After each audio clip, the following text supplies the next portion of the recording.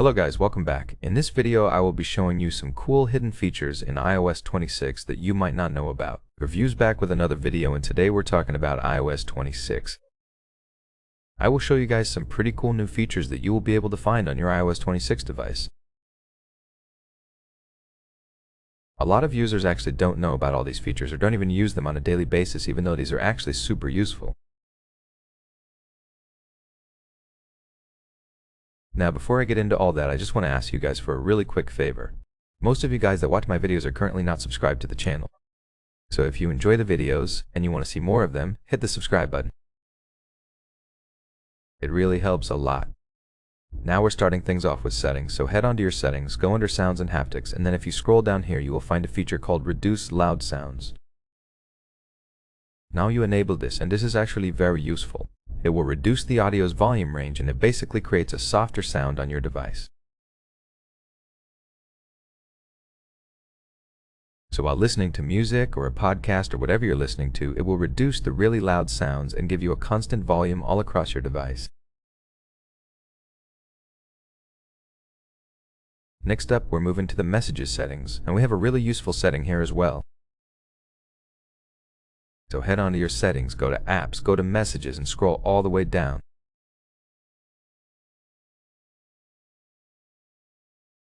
And then right here you will find a new setting called Send Low Quality Photo Previews. Now what this does is it makes sending photos much faster, because it will first send a low quality preview of the image until the full image is sent.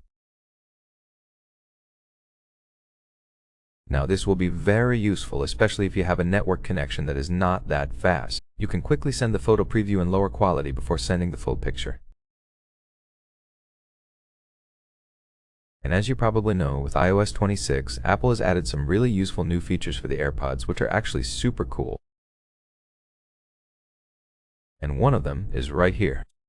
If you open the camera and go to your control center, you will have the audio input right here where it says Save as System. You tap right there, and now you can actually choose to use the microphone from your AirPods as the microphone that you will use on your video. And it is actually super useful, especially if you have your iPhone set somewhere and you want to take a picture, you want the microphone near you, then you can use the microphone on your AirPods. Another thing you can do is use the AirPods as a remote for your camera. Now you will need to actually enable this feature, and you can do that by going to your AirPod settings, which will appear at the top of the settings app once you have your AirPods connected. And then just scroll here where it says Camera Remote. You go here, and then you can choose what you want to do. Press once or press and hold to start recording a video or shoot a picture using your AirPods. On iOS 26, you can now use the action button to actually set a quick reminder, which basically has all the full details that you need when setting a reminder. So go to the action button and then go to the controls right here. So there we have the controls. Just go ahead and tap on Choose Control. Search for Reminder here. And then we have New Reminder, and now we can actually use this to set a quick reminder. Tap and hold right there, then we have the reminder. Of course we can add the reminder here. Choose the list where we want to add the location, add the time here. And it's actually everything that you need to set a proper reminder on your device. Now here's another really useful feature on the Reminders app. Now on iOS 26, when setting a reminder, you can actually choose the time zone for that reminder. Once you have enabled the time, you will see right here it says Time Zone. Now you can tap right there and choose any time zone that you want. Now why is this useful? So let's say you're traveling somewhere and you want to set a reminder for a different time zone. So you basically get the reminder at the certain time but on a different time zone. You don't have, let's say, to set the reminder for 1:00 p.m. in your time zone, and then when you go to another time zone it will set up the reminder basically on a different time because it's a different time zone. Now you can actually choose to set the reminder exactly on the time zone that you actually need. On the Music app on iOS 26, when you go to your playlists, you will now be able to tap the plus button and create a new folder. These folders will actually allow you to organize your playlists. So let's say you want to create different folders for different genres of music or anything you want. You can just basically now create a new folder here and then of course place your playlist into that folder.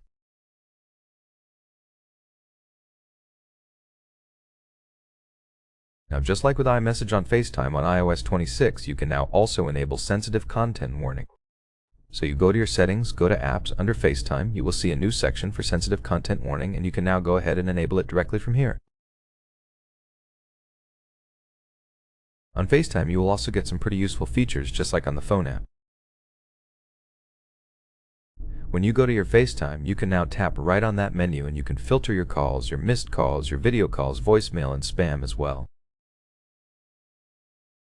And from here, you can also quickly jump to the settings and start managing the filtering for your FaceTime and not for the phone, but specifically for FaceTime. On the Files app on iOS 26, you can now customize way more than before. Now what you can do here is that you can actually colorize folders based on any color you want. That basically lets you find the folders that you need much easier.